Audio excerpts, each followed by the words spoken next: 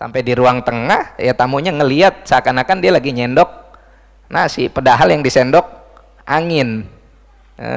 Tapi masya Allah, ini namanya ithar, dan istrinya nggak protes. Istrinya nggak protes. Nggak tahu kalau istri zaman sekarang, udah tahu nggak punya apa-apa, pakai ngejamu segala, belagu-belaguan sih, pakai berani-beranian ngacung di depan Rasulullah, kan udah repot kita sendiri. Gitu, la ilaha illallah. Ngomongnya 3 gerbong nggak pakai rem.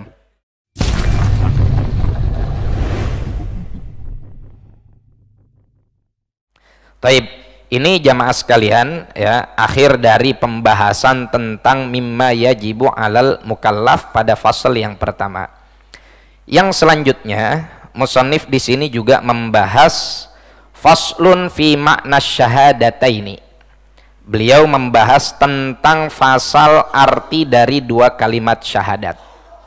Faqala radhiyallahu ta'ala anhu famimma yajibu ilmuhu wa i'tiqaduhu mutlaqan an-nutqu bihi fil hali in kana kafira wa illa fa fis shalah. Dan di antara yang wajib bagi seorang mukallaf adalah ya, yang wajib untuk mereka ketahui dan mereka yakini bagi seorang yang mukallaf adalah an-nutqu bihi, mengucapkan 2 kalimat syahadat fil hal, pada saat itu juga, in kana kafiran, apabila dia dalam kondisi kafir, wa illa fafis shalah, tapi jika dia bukan sebagai seorang kafir, dia sudah mukmin ya, maka dia harus mengucapkan 2 kalimat syahadat di dalam sholat. Nah, penjelasannya seperti apa jamaah sekalian? Yang pertama yang harus kita ketahui di sini atau yang perlu untuk kita bahas adalah materi an-nutqu bisyahadatain, mengucapkan 2 kalimat syahadat. Apakah mengucapkan 2 kalimat syahadat ini adalah syartun li sihhatil iman atau syartun lil iman, syarat bagi seseorang untuk beriman, atau mengucapkan 2 kalimat syahadat ini adalah syatrul iman? Ada syartun, ada syatrun. Apakah ngucapin 2 kalimat syahadat ini adalah syarat sahnya iman seseorang, atau mengucapkan 2 kalimat syahadat ini adalah bagian yang tidak terpisahkan dari iman? Ya, ini yang insya Allah akan menjadi materi utama dalam pembahasan kita pada pertemuan kali ini. Jamaah sekalian yang dimuliakan oleh Allah, sebelum kita membahas itu, kita pengen flashback dulu pada pelajaran kita sekitar 2 pertemuan atau 3 pertemuan yang sebelumnya tentang masalah mukallaf ya. Tentang masalah ad-dukhul fi dinil Islam. Oke. Proses masuknya Islam seseorang itu kan pertama kita lihat dari kondisi si orangnya nih dalam pembahasan yang lalu. Karena ada 2 model manusia. Ada manusia yang memang leluhurnya sudah muslim. Ya. Babanya seorang muslim, artinya dia terlahir dari keluarga muslim. Terlahir dari keluarga muslim. Ada memang orang yang terlahir dari keluarga non muslim ya, dari keluarga yang kufur, dari keluarga non muslim. Oke. Yang dibahas oleh musannif di sini sebagaimana juga dibahas oleh para ulama di dalam ilmu tauhid adalah bahwa kewajiban mengucapkan 2 kalimat syahadat sebagai pertanda dia ini seorang muslim apabila seseorang yang mukallaf tersebut masih dalam keadaan kufur. Ya, artinya ini materi dibahas bagi mereka yang terlahir dalam keluarga non muslim. Ya. Yang terlahir dari keluarga non muslim. Orang yang terlahir pada keluarga non muslim, maka agama mereka ketika baligh dalam keadaan berakal tentunya akan otomatis mengikuti leluhurnya, meskipun kullu mauludin yuladu alal fitrah, setiap anak itu terlahir dalam keadaan suci. Cuma permasalahannya dalam prosesnya fa'abawahu yuhawwidanihi au yunassiranihi au yumajjisani. Ada peran orang tua di situ yang menjadikan dia pada akhirnya sebagai seorang Yahudi atau seorang Nasrani atau seorang Majusi. Sehingga anak yang terlahir di kalangan non muslim, untuk dia masuk Islam ketika mukallaf nanti harus mengucapkan 2 kalimat syahadat. Dan di sini yang sangat ditekankan oleh Sayyidina Imam Abdullah bin Husain bin Thahir bagi orang yang ingin masuk ke dalam agama Islam adalah an-nutqu bisyahadataini fil hal. Mengucapkan 2 kalimat syahadat seketika itu juga. Ketika dia tertarik, sudah tertarik ingin masuk agama Islam, udah cepet-cepet ngucapin 2 kalimat syahadat. Disinilah para masyaikh kami selalu mengingatkan kami, mentazkir kami, ya. Kata mereka, kalau kamu ketemu orang yang pengen masuk Islam, jangan kamu tunda hanya karena kamu pengen ngebawa dia ngucapin 2 kalimat syahadat di depan guru kamu. Kan kita sering kayak gini, misalkan, mohon maaf ya, kadang kita punya ta'aluk pribadi, keterkaitan hati pribadi dengan guru kita, ya, yang mana dalam setiap GPS kehidupan kita dituntun sama beliau. Walhasil, satu ketika Allah takdirkan kita jadi wasilah hidayah. Ada orang tertarik dengan agama Islam, terus dia pengen masuk Islam, ngomong ke kita, Mas Ridho, saya pengen masuk Islam nih. Oh ya udah, ntar saya bikinin janji dulu sama guru saya buat kamu ngucapin 2 kalimat syahadat. Itu guru kita ngelarang. Kenapa? Khawatir ajal dia nyampe, kita belum keburu mempertemukan dia dengan guru kita. Tuntun aja udah. Anda ingin masuk Islam, ayo bismillah, ulurkan tangan kamu, tuntun 2 kalimat syahadat. Urusan talqin syahadat yang diulang nanti dengan guru kita, itu ntar bisa diatur schedule-nya. Yang penting selamatin dulu dia. Ya, yang penting selamatin dulu dia lah. Kalau kita ngatur jadwal dulu sama guru kita, ya kalau guru kita lagi nggak repot. Kalau guru kita lagi ada di mana, ada acara atau ada apa, 2 minggu baru balik, terus tiba-tiba dia keburu meninggal, mau kita jadi wasilah keabadian dia dalam kekufuran gara-gara kita menunda 2 kalimat syahadatnya. Ya, dan ini kami sangat menghimbau kepada siapapun yang bergerak dalam yang punya kemuliaan ini, jangan ditunda-tunda. Ya, hanya sekedar mentalkin kok, hanya sekedar nuntun. Oh, saya takut nih, ntar Islam dia nggak sah gara-gara saya. Ya, cuma yang penting terlebih dahulu ngucapin 2 kalimat syahadat, dan saya yakin kalau orang udah pada rajin sholat berjamaah bisa kok nuntun 2 kalimat syahadat. Apalagi nanti dalam pembahasan kita ada khilaf di kalangan ulama, apakah harus dengan kalimat asyhadu. Dalam mazhab Syafi'i harus, dalam mazhab lain ada yang memperbolehkan, yang penting orang tersebut mengikrarkan dengan kalimat yang menunjukkan tauhid. Mau pakai asyhadu ke, atau pakai hanya sekedar la ilaha illallah ke, atau bahkan terjemahnya saja cukup, dan lain-lain. Intinya apa? Nanti di khilaf tersebut intinya satu. Ketika kita punya kesempatan atau ketika ada orang lain ingin berislam di tangan kita, jangan sekali-kali kita tunda. Selamatin dulu dia dengan 2 kalimat syahadat, ya. Sekaligus ini juga jadi reward tersendiri buat kita, Pak. Ya. Kalau kita, jadi gini, dalam kaidah usuliyah itu, dalam kaidah usul fikih dibilang gini, al-itharu fil ibadati mamnu'un wal itharu fi ghairil ibadati matlubun. Ithar itu artinya memprioritaskan orang lain, kitanya ngalah. Dalam urusan ibadah nggak boleh. Contoh, para ulama biasa ngasih contoh gini, lebih afdol mana sholat di shaf pertama dengan shaf kedua? Shaf pertama, Bapak ada di shaf kedua, terus tiba-tiba shaf pertama ada yang kosong, masih muat 1 orang.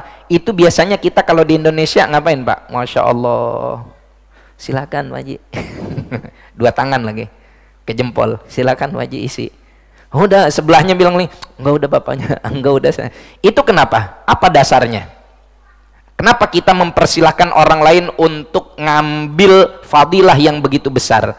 Dan bahkan kadang yang dipersilahkan juga nunjuk kita kembali untuk mengambil fadilah yang lebih besar tersebut. Saling ngalah-ngalahan untuk dapat pahala yang untuk meninggalkan dapat pahala yang gede dan membiarkan orang lain dapat fadilah yang lebih besar. Sebetulnya masalahnya sih satu, ya.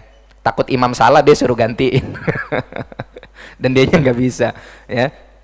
itu nggak diperkenankan, Pak.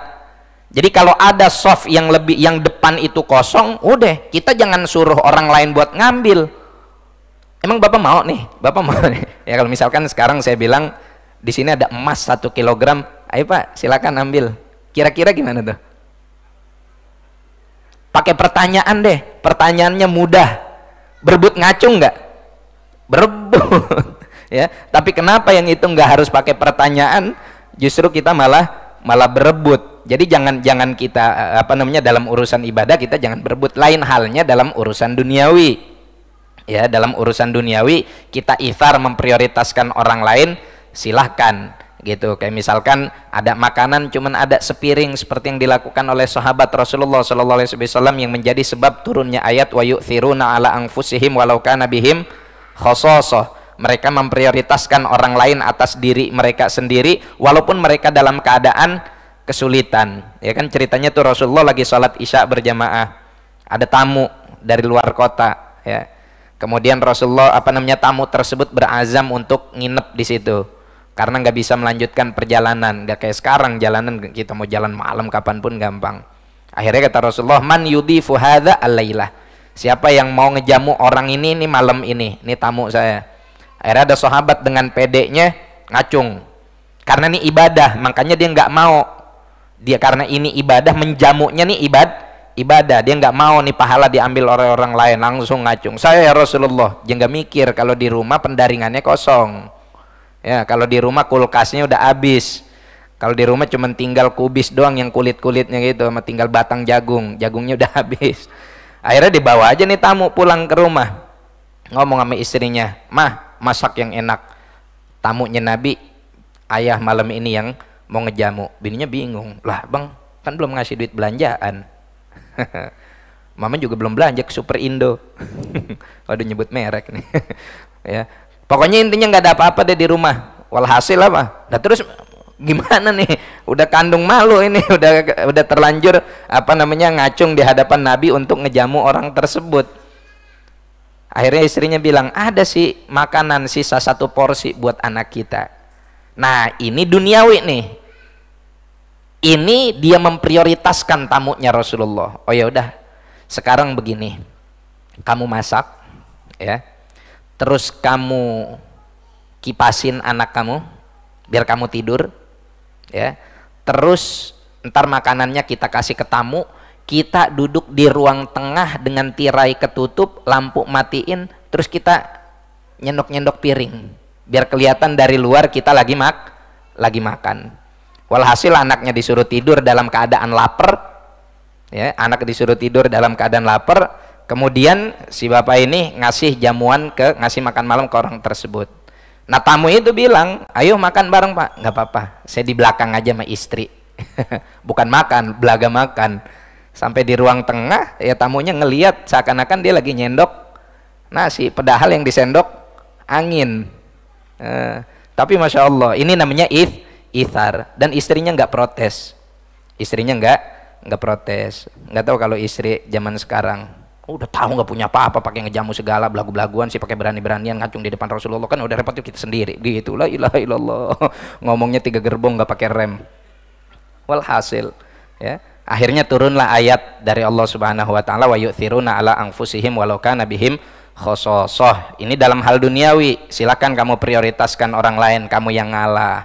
Tapi dalam urusan ukhrawi jangan mau ngalah, jangan mau ngalah. Kita kadang terbalik, dalam urusan duniawi kita nggak mau ngalah, kita ngotot, ya, pokoknya kita harus yang jadi terdepan, kita yang harus jadi yang paling keren. Tapi kalau giliran urusan ukhrawi, Pak sholat jemaah yuk, Bapak duluan aja, ntar saya belakangan. Pak silakan soft pertama, udah duluan aja, ntar saya di sini aja udah cukup. Nah, apa kaitannya dengan masalah syahadat tadi? Ini Rasulullah SAW bilang dalam hadis, li an yahdiyallahu bika rajulan wahidan khairun laka min humurin na'am. Ini wasiat Rasulullah kepada Sayyidina Ali pada saat perang Khaybar. Ya, Sayyidina Ali dipesan oleh Rasulullah disuruh bawa panji, ya, panji pasukan, disuruh bawa panji pasukan, yang mana pada malam itu Rasulullah bilang kepada para sahabat, Yang bawa panji ini adalah orang yang dicintai oleh Allah dan Rasulnya dan mencintai Allah dan Rasulnya. Dapat sertifikat dari Rasulullah berupa kesaksian bahwa yang besok pagi kedapatan megang bendera ini adalah orang yang dicintai oleh Allah dan Rasulnya, juga mencintai oleh Allah dan Rasulnya. Ini fadilah besar. Makanya pada malam hari itu Sayyidina Umar bin Khattab ketika meriwayatkan hadis ini bilang, enggak pernah saya punya obsesi dalam hal urusan jabatan melainkan yang seperti malam itu. Kemarin-kemarin kalau urusan jabatan hati saya nggak pengen, kering, nggak ada nafsu buat jabatan. Tapi malam itu sama jabatan, kalau kata orang Betawi, saya dokoh bener. Tahu dokoh, Pak? Doyan bener, udah ngarepin banget dah, dokoh banget saya malam itu. Kenapa? Karena nih gajinya nggak main-main nih, rewardnya nggak main-main ya. Cinta dari Allah dan Rasulnya, juga kecintaan dia kepada Allah dan Rasulnya. Nggak bisa tidur malam itu para sahabat, ngarep-ngarep, semoga besok saya, semoga besok saya ya, semoga besok saya. Walhasil subuh-subuh yang dicari Sayyidina Ali. Mana Ali? Waduh, lemes yang lain. Dibilang Sayyidina Ali lagi kurang sehat, ada di khaimah. Sakit apa? Ini mata, sakit mata, romad, belekan, gak bisa ngelihat. Dipanggil sama sahabat 2 orang, jalannya pun dituntun karena gak bisa ngelihat. Duduk di depan baginda Nabi, Rasulullah beludah, kemudian ludahnya diusapkan ke mata Sayyidina Ali karamallahu wajhah. Wah, betul, bid'ah apa syirik? Obat, cuman kalau yang di sini pakai obatnya insto, pakai obatnya obat mata, obat tetes, itu obatnya lidah Nabi Shallallahu Alaihi Wasallam. Sama aja nggak? Beda. Lebih mulia obat tetes ludah Rasulullah Shallallahu Alaihi Wasallam. Cuman kitanya aja terlalu parku.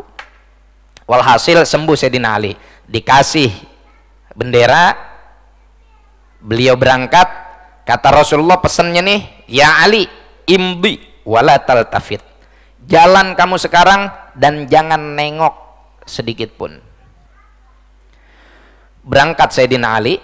Ini nanti erat kaitannya dengan yang tadi kita bahas, ats-tsubutu fihi 'alad dawam waltizamu ma 'alaihi minal ahkam. Erat kaitannya dengan pembahasan yang tadi dikatakan di awal Sulamut Taufik, bahwa kita harus iltizam, disiplin dengan hukum-hukum Allah dan Rasulnya.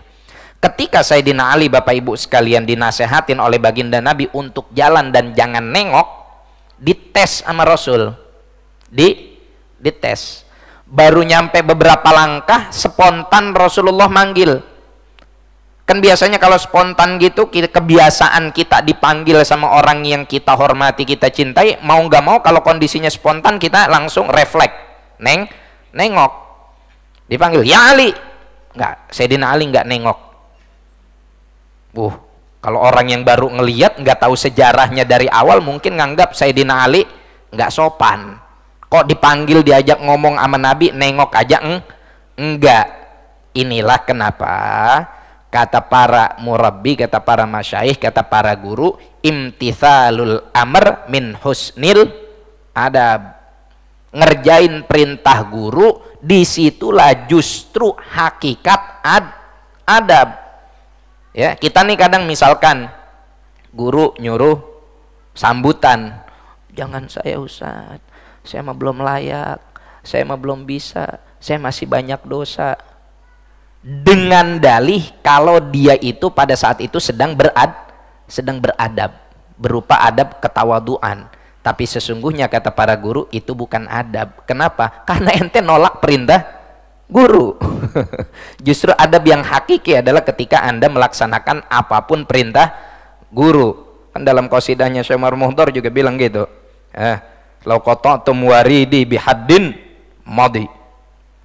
Laqultu anna wallahu fi hawakum radi. Qasidah man ana laulakum. Wahai guruku, kalau seandainya engkau sayat setiap kulitku ini dengan silet yang tajam, dengan pisau yang tajam, nggak apa-apa deh. Perintah ente manis saja buat anak. Darbul habib zabib, pukulan guru laksana anggur merah. Masya Allah.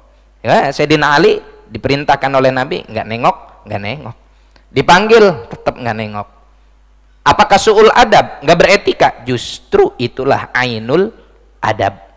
Esensi etika, esensi adab ada di situ ketika melaksanakan perintah guru. Kalau ya kita ini Masya Allah, kebanyakan ngebangkangnya depan dong, kayaknya kita depan guru. Masya Allah, ya guru, ya Ustadz, ya Kiai, ya Habib, ya Buya di belakang merakbal.